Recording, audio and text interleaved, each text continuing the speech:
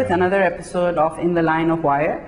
This is the third in the series from the World Islamic Economic Forum in Astana, Kazakhstan.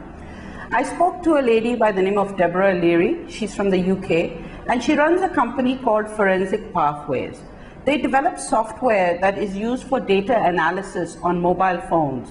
And this helps in the criminal intelligence work that organizations, police force, the Scotland Yard and organizations such as those do. And what they do is that they provide the software to these organizations, and sometimes they help in the analysis if that's what the organization requires. Other than that, Deborah also heads the British Women's Entrepreneur Association and is doing a lot of work to encourage more women to become entrepreneurs and to help them and guide them in the area of becoming directors of companies. So there's a lot of training, etc., that's offered.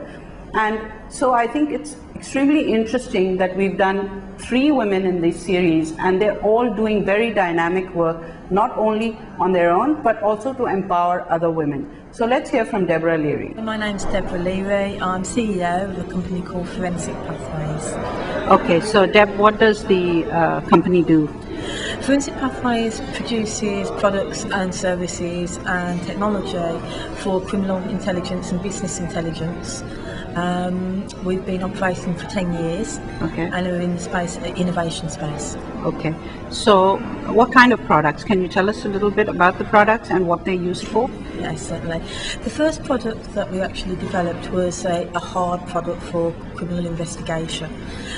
So the sort of things that you see on CSI, and we actually do supply CSI, which is good. Okay. And then we've moved into the area of data and data management and data analysis. So our specialism really is around visualization software for the management of large data sets. Okay. So a number of our products include Forensic Phone Analyzer, which we won the National Business Awards for. Forensic Phone Analyzer helps police forces analyse data from cell phones, which is really useful for issues around criminal activity, terrorism, child pornography, any sort of criminal activity that the police may want to investigate. Okay. In addition to that, we have Forensic Image Analyzer. Forensic Image Analyzer is focusing on the images and the DNA of an image, which camera that image came from. So that's a brand new technology that we just released. Okay. And if we were to ask you who your customers are, other than the police force, who else would have need for these kind of products? Well, for instance, one of the other technologies we've just released in collaboration with another company is Videntifier. Okay. Now, Videntifier is a piece of technology that analyses video. Okay.